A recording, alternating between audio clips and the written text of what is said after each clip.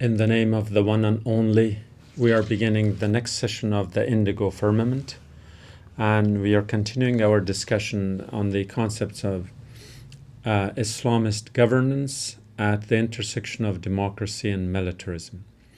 In the previous discussion, we elaborated on what militarism is and how it has evolved and what it has become.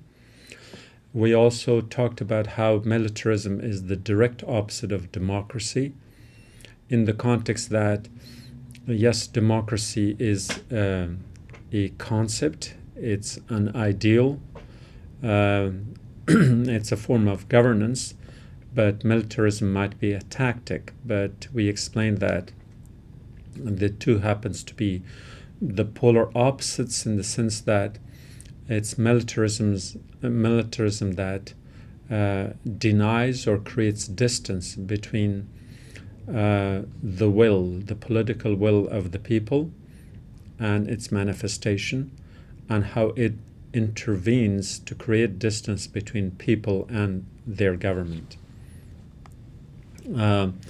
Today we are going to go a step further in this context, and I will, as I said in the previous discussion, that the subject matter is a bit too academic, so I'm going to try to kind of dilute it so that we can understand it a little bit better.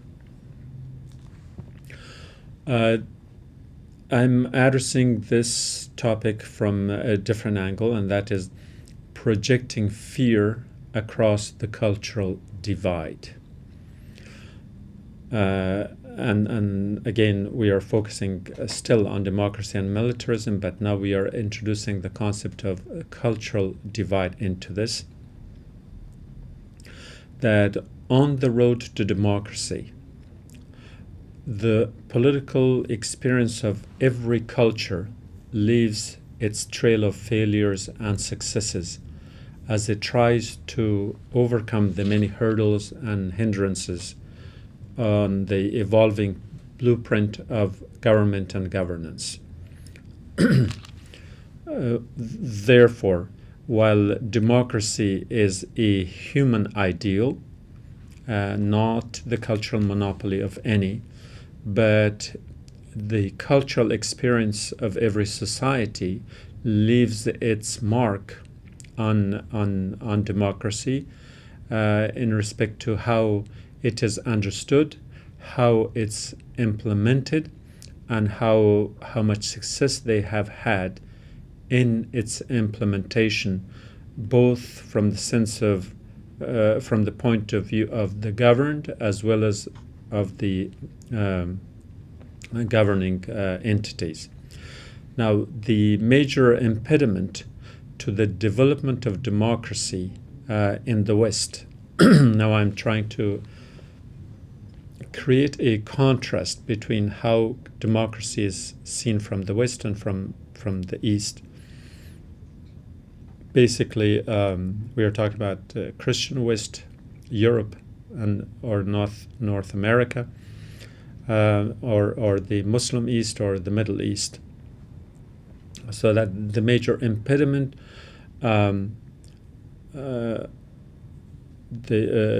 major impediment to the development of democracy in the West was the medieval tyranny of theocracy.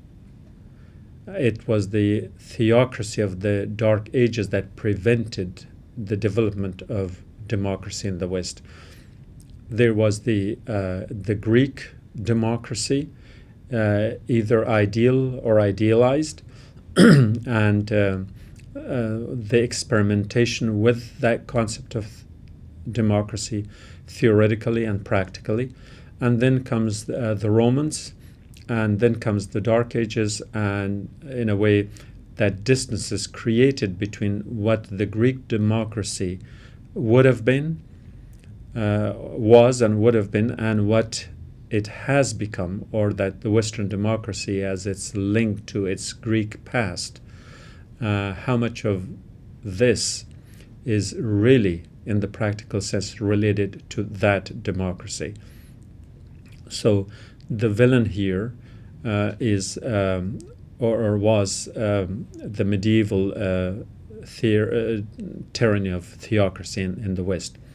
Now, the Muslim experience is different. That in the Muslim East, the culprit was political dysfunction of Oriental despotism.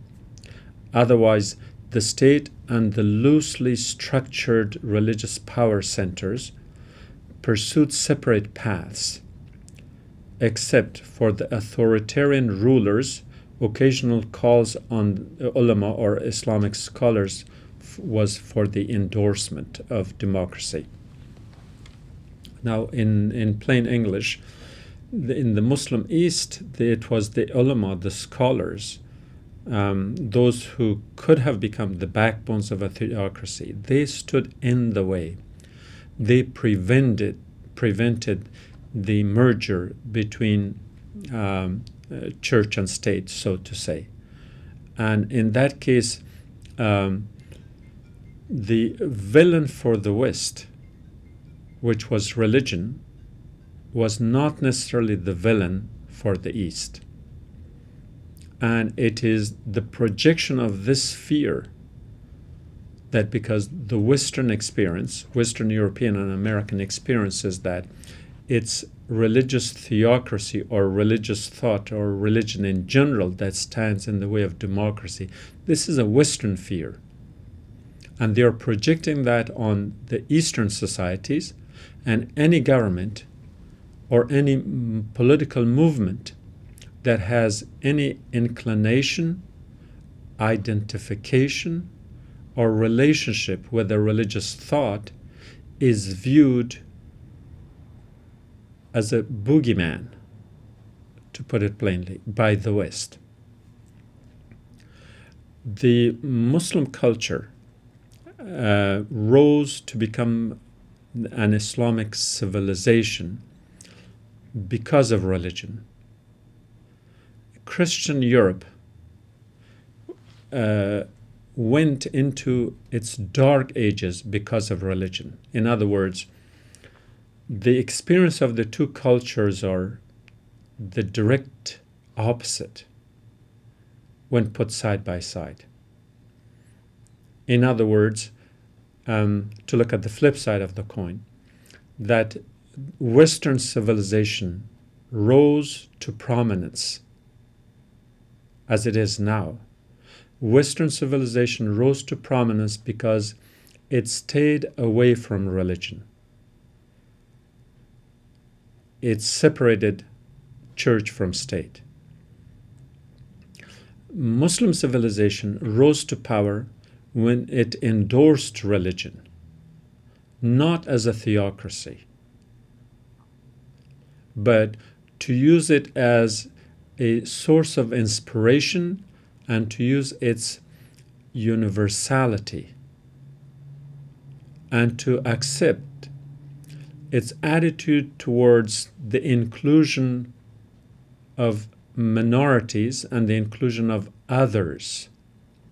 So the Islamic civilization became a civilization not on the backs of Arab scholars, philosophers, and thinkers, but on the backs of Arabs and Persians and Indians and Turks and Zoroastrians and Hindus and Buddhists and many other diverse cultures and religious communities.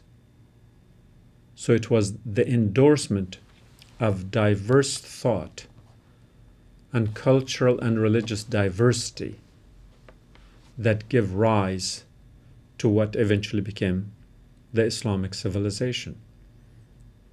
And religion and religious thought were not excluded from that. So therefore, the cultural experience of the two are the direct opposite.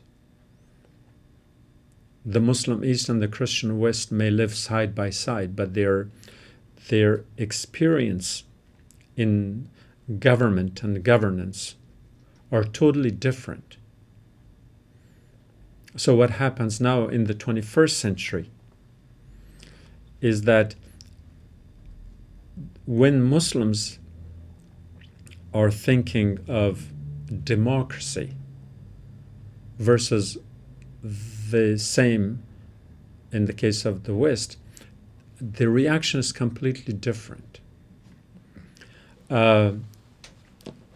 We could look at this in the sense that it's the dark side of our past.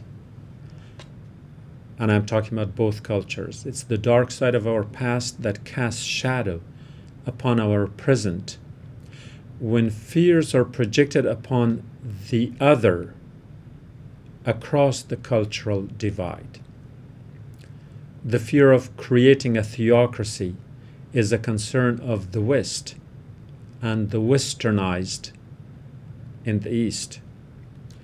That's projected upon Middle Eastern political reality that resists being defined from without.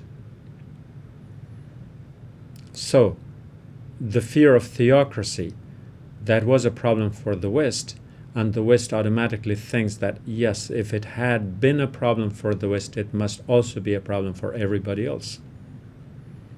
That is the projection of their political experience, historically speaking. That is not only projected upon the other, but that the other is defined in that. And what is worse is that because the Muslim society is in a doldrum, and most of its systems, that includes economic, political, as well as educational, are basically Western systems. So Muslim scholars raised in a Western educational system get as a part of this package, this Western thought that religion and state must be separated, and separated on the basis of how it is understood in the West. In other words, the Westernly, if I can use that, coin that term, the Westernly educated Easterners, the Westernized Easterners are thinking Western when they too show the same fear. The fear of the separation of the state and church from a Western perspective. And they forget to go back to their own history, that the separation of state and church was never a problem in the Muslim land. We can't say never, categorically never, but for the most part it was not a problem for the Eastern states. Because for the most part, again, they did not develop theocracies, except for the few instances that we have discussed in the past, and we might go back to them when and if necessary. Now, the Muslim society does not fear theocracy. They despise authoritarianism that brings injustice. They are calling for justice.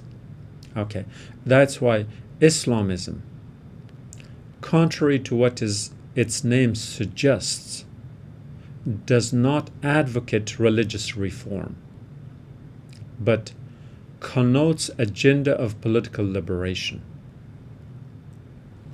See, it was religious corruption of the Christian theocracies of the Dark Ages that made it an absolute necessity for the Protestant Reformation, or for Reformation in general within the Christian world.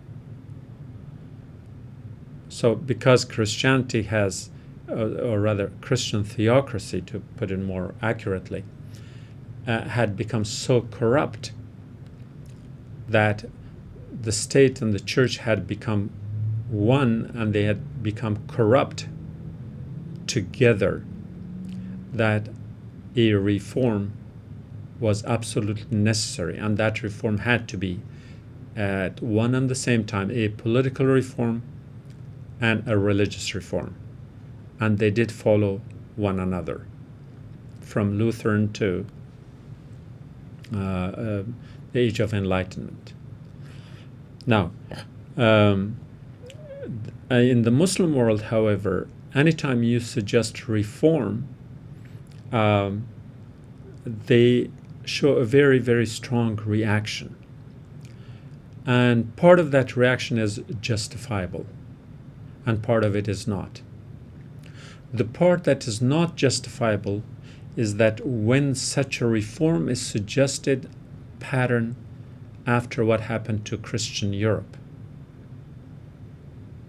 Because Muslims who know their history, they know that that is not what they need. That they do not need a religious reform as such. The part that is justifiable is one that, yes, there are archaic, obsolete concepts that are presented as part of religious belief system that do require, if not a reform, certainly they require a revision and updating or reloading of the concept, to use a little more modernistic terminology.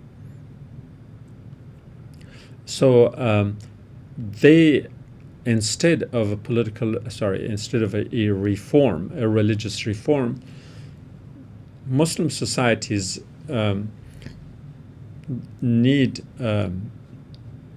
to have a reform that connotes an agenda of political liberation.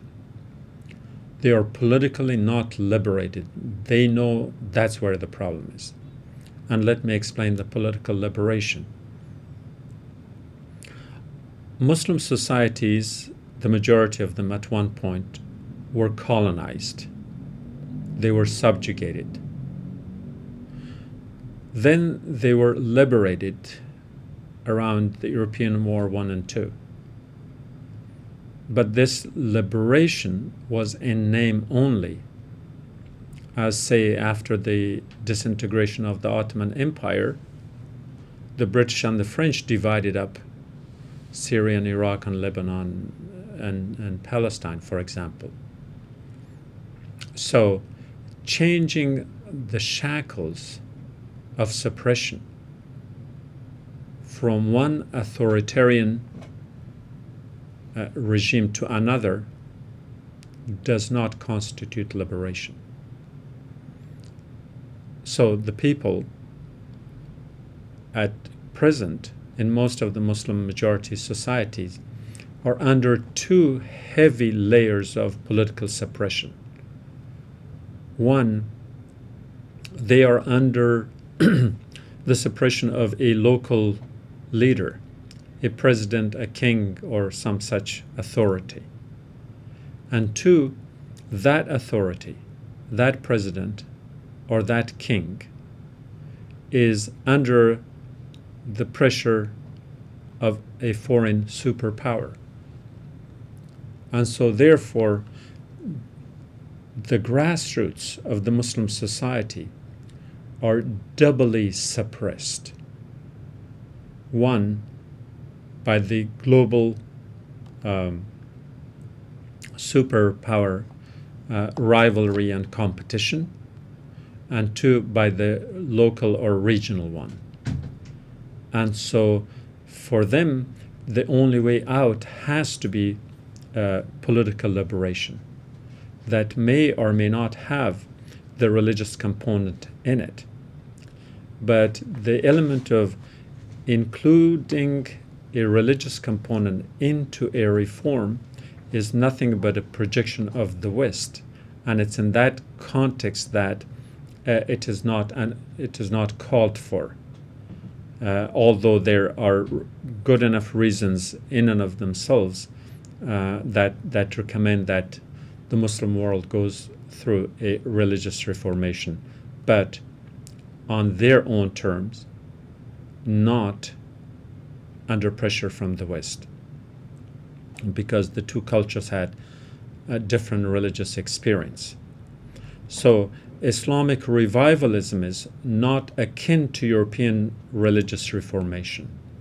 Rather, it is a creation to the religious, rather it's a reaction to the religious overtones of the 19th century European colonial suppression and the present Western imperial domination of the Muslim lands and the Muslim resources. And so therefore, revivalism, the few attempts that have been made, have also been hijacked. The Wahhabi revivalism is a good example of that. That which was supposed to liberate the society put them under more shackles, and perhaps even worse, because the Arabs of the Arabian Peninsula were suffering under the tribal traditions that had dominated a more puritanical religious thought and religious understanding. And with Wahhabism, aside from the earlier years, it eventually sunk back into another depression in which the oppression was now justified in the name of religion, as it was justified in the name of local tradition in the past. I'm talking about the 17th and early 19th century. So when you look at it more in the context of a political reality, whether it's Kashmir or it's Palestine, or for that matter any other parts of the Muslim lands that are, from Chechnya to the other republics in the Caucasus, that there is still a Western domination, either directly or through proxy, which is what the Muslims are resisting. And the Muslim societies are then in a bind. If they express such resentment through the structures of the polity, the structure of the governments are already bought. They are in the pockets of imperial powers. So they have no choice but to operate outside of the political structure. Many of the parliaments and national assemblies of one type or another are not conducive to the expression of really critical thought that recommends a political liberation of the society. They all obviously work for the status quo, because the status quo is beneficial to the superpowers, and the superpowers want to keep things as they are, but not to change. And this results in frustration. And when individuals and groups operate or resort to extreme actions in the form of political violence, then they are vilified politically, ideologically, and even religiously. And so they have no choice but then as they're being marginalized, then they become radicalized too. So they are, in a way, a product of the circumstance for which we in the West are responsible. Only because we are supporting dictators that close the venues for a political discourse, for a political dialogue. We are supporting dictators who are suppressing the freedom of thought and the freedom of speech. Perhaps more so the freedom of speech rather than the freedom of thought. I take that back. And so therefore, because the economic and perhaps more accurately the corporate interests of the West demand that we support dictators who are doing our biddings, the bidding of the corporations. Therefore, the alignment falls as follows. It's the West and their crony rulers in the Middle East on one side that are resisted by organizations, individuals, and political entity who, in their frustration as they are being marginalized and radicalized, have no choice but to become politically violent. Now, then in general terms, that it's this disdain for the role of religion in government that may explain the subtle euphoria in the West and the toppling of democratically elected governments by the militaries in many of the Muslim majority states. A clear example is the toppling of the Egyptian democratically elected Egyptian government of Morsi by the Egyptian military, and the Egyptian constitution that was trampled upon, which was used as a valid justification for creating more stability. And then what we did was to the fear that we had from that particular quote-unquote Islamist movement, the Muslim Brotherhood, which was concern number one for the West, which was whether they were willing to live in peace with Israel, whether the new Egyptian government would honor its peace treaty with Israel. And even when the Muslim Brotherhood clarified that and accepted that they would honor the treaty with Israel, it was still not enough for us. And so they first made sure that Egypt goes through a proper procedure for its election. That took some 2 weeks to have the parliamentary elections, to make sure that they were proper and that the international observers were there to see that there was no tampering or interference in it. And the result was an overwhelming majority for the Muslim Brotherhood. When subsequently there was time for the presidential election, and the election commission realized that the Muslim Brotherhood again had won the presidency, they delayed the results for a considerable period of some 10 days or so. And during that time, before they allow the Muslim Brotherhood to take over the presidency of Egypt, they first nullified the parliamentary election so that they will take the parliament back from them.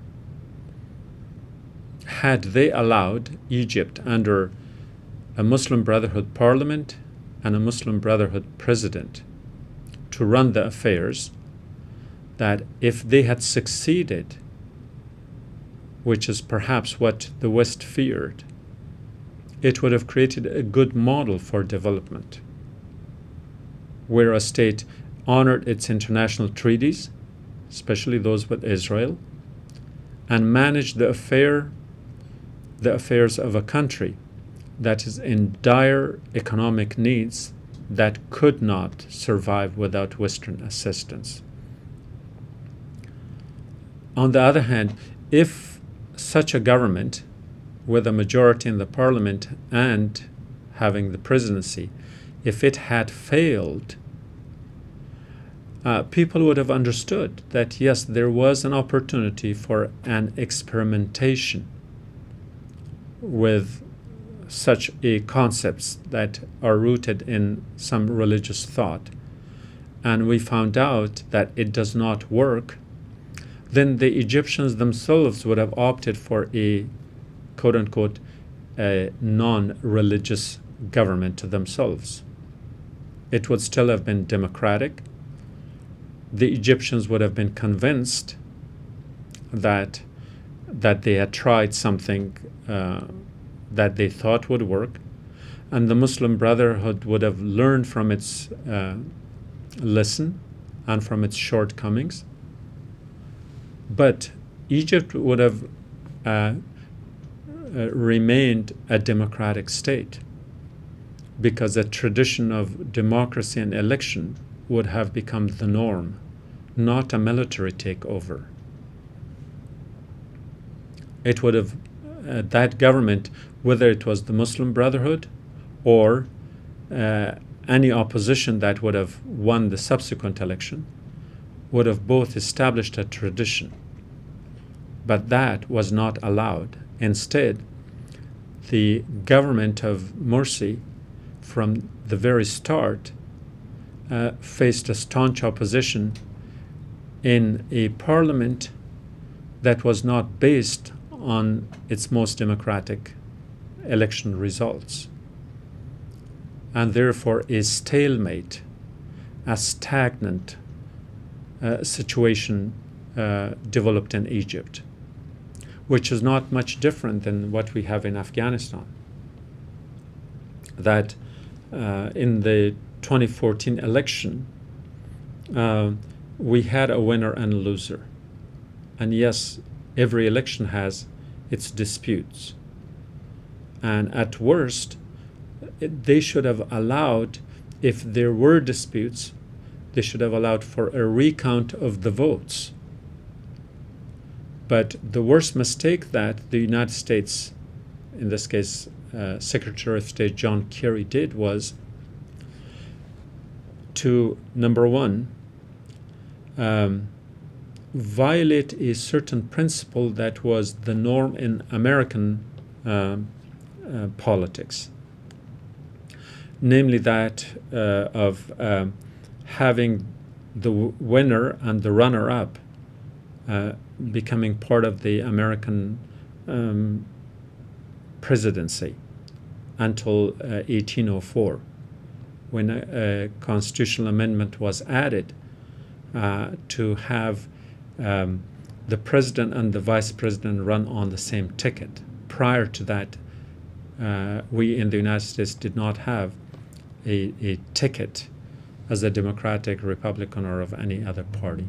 So prior to 1804, whoever won the election was elected as president. Whoever won the second largest became the vice president. And the reason Americans got rid of that was that obviously the person who ran against the winner would have views that were completely the opposite. He was actually the leader of the opposition. And you can't put two people of opposing viewpoints in virtually the same office to run a government. It would make the government virtually dysfunctional. And in order to remedy that problem, the United States created in 1804, I think through a constitutional amendment, that candidates for the presidency of the United States will not run alone, but would run as a ticket, that both the president and the vice president must be, so to say, on the same page politically, so that there will be no discord in running the affairs of the state.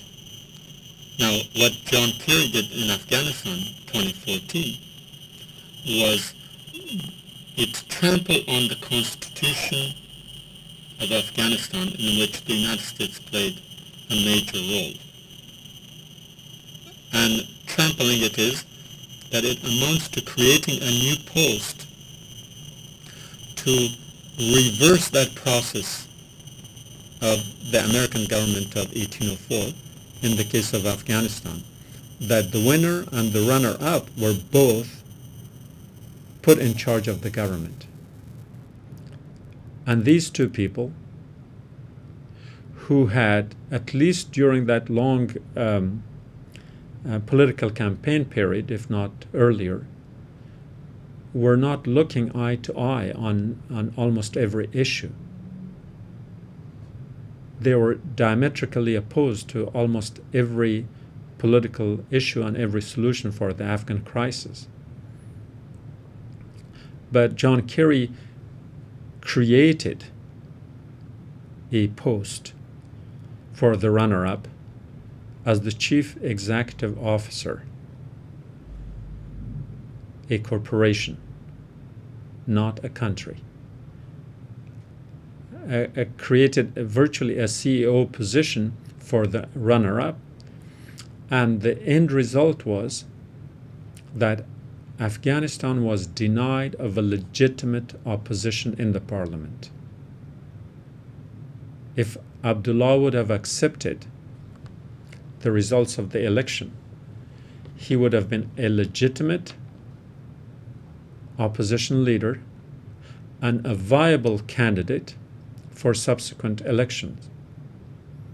He would have had his name, his following, his parliamentarians, and he could have come up with basically much better plans, some of his own, and many of those that may have been the result of any failure, potential failure by the Ghani's government in Afghanistan.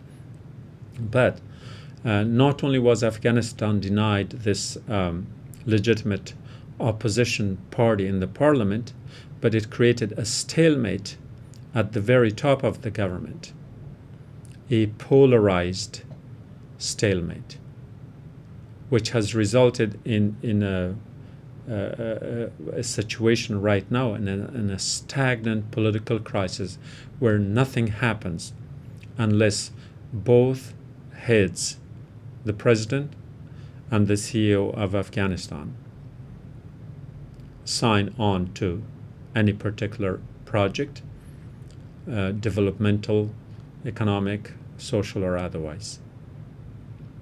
And so when we are talking about the context of a reformation in governance, is that many of the Muslim states, especially those in which the U.S. has intervened now, they have virtually become guinea pigs for political experimentation, but unfortunately not well thought out experimentations.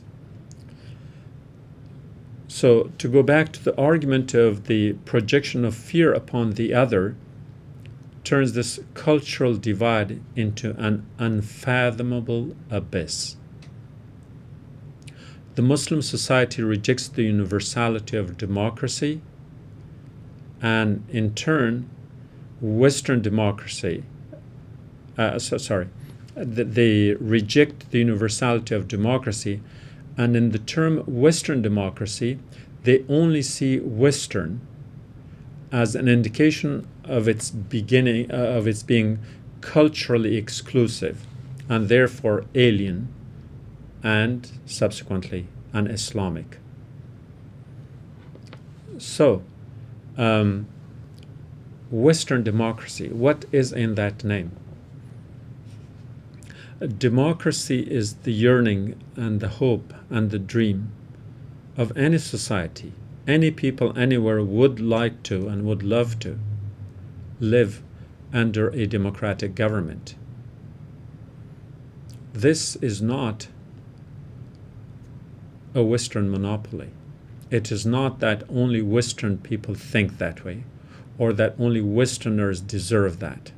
All human beings deserve to live under a democratic type of government. So if that is the case, then democracy should not take any prefix or suffix or any attribute to be labeled as Eastern, as Western, or Muslim, or whatever. There is no such a thing as Muslim democracy or Islamic democracy. There is no such a thing as Western democracy. Democracy is democracy. It's a common human desire. But in this politically charged environment between the East and the West, when all relations are defined by a colonial mentality, they are defined by a culture of relativism or cultural relativism, that they are defined by American exceptionalism as far as the United States involvement is concerned. In this kind of charged environment, when you take, let's use a corporate terminology, when you take a product such as democracy and label it as Western democracy, you cannot expect the people of the Middle East to accept it, not because of what democracy is, but because of how it has been packaged. Because that Western implies a cultural exclusivity. And when you apply cultural exclusivity in the context of cultural relativism, which is based on some sort of a politically correct sounding neo-colonialism, then it becomes an alien concept. Then, obviously, if the opposing camp, that's the Muslim East, if they are defining themselves in any other way, they will make sure that the word democracy is not a word with which they would associate, because it has now a foreign connotation. So if the West claims it as its own, the mere fact that it claims democracy as its own, it becomes alien to the other. Because the West claim to democracy reinforces that very notion. The West projects its fear of theocracy and treats any movement, organization, or party whose name is prefixed with Islam or Islamic or Muslim. They treat it like a plague of theocracy. The Muslims' portrayal of their political organizations in religious terms doesn't help the situation either. So the more the West fears anything Muslim or Islamic,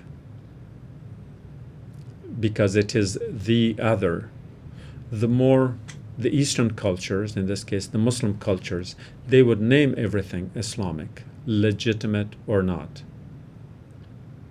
We go from the use or overuse, and perhaps more accurately, the abuse of the word Islamic in the names of many of the governments that are hardly legitimate, let alone being truly independent. That any colonel or general that takes over the reins of government in a military coup, the next day all he has to do is to claim that now this is an Islamic republic. It gives them protection, at least in the eyes of the least educated,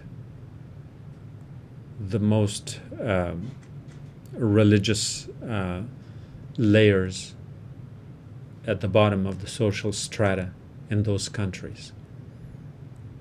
So therefore, the word Islamic becomes an instrument in their hands. That you can do any kind of corrupt, resort to any kind of corrupt action in running any administration. So long as you call it Islamic, then you expect people to see it that way. And for a time it works. But by the time people wake up, then those governments have become strong enough especially with their foreign allies, to stay in power. And therefore, the most corrupt of these governments are the ones that are called Islamic. Let me repeat one more time. The most corrupt of these governments in the Muslim majority societies that are called themselves Islamic or un-Islamic. Not because of what they claim to be, but because of how they operate. And so the two opposing, diametrically opposing concepts that we discussed in our previous session were how democracy is the direct opposite of militarism in global politics. Now, in this next version, in respect to the Muslim world, then the two opposite terms become democracy and Islam or Islamic or Islamist. And so, either by design or by default or through oversight, the use, abuse, and misuse of these terms for any form of government has created an environment where the sensitivity to the terms are more important than the practicality of the concepts in, so to say, applied government, if you can coin another term. I think we've been a little generous on that. So back to the concept of, its application, that this fear accounts for the frequent Western interventions in Muslim societies to scuttle any prospects of success of the nascent Islamist movements and the reaction and response of Muslim masses radicalized in frustration. So, speaking of democracy, where is the voice of the people? The voice of the people is either suppressed by the layers of illegitimate authority, domestic, regional, or global, or their voices are hijacked. Now, we did talk about how democracy can't be Western, but that's how it's presented. We can also say that then Islamism or Islamist can't be the monopoly of the few. Islam as religion is a belief system of the masses. The interpretation of their concepts is the prerogative of each individual. But when we use Islamic as a political slogan, as an attribute to an ideological tendency, it's in that case where Islamist, or for that matter, Islam in general, is hijacked from its norm and is utilized for political objectives, and unfortunately, in many cases, through political violence that victimizes many Muslims, but more recently, unfortunately, many non-Muslim minorities, such as those in Syria and in Iraq and in Yemen. And so therefore, this hijacking of the term Islamist is perhaps as bad as the hijacking of another term, the word jihad, which is simply a concept of resisting the temptation and negative propensities so you can realign yourself with a harmonic convergence in the totality of one humanness within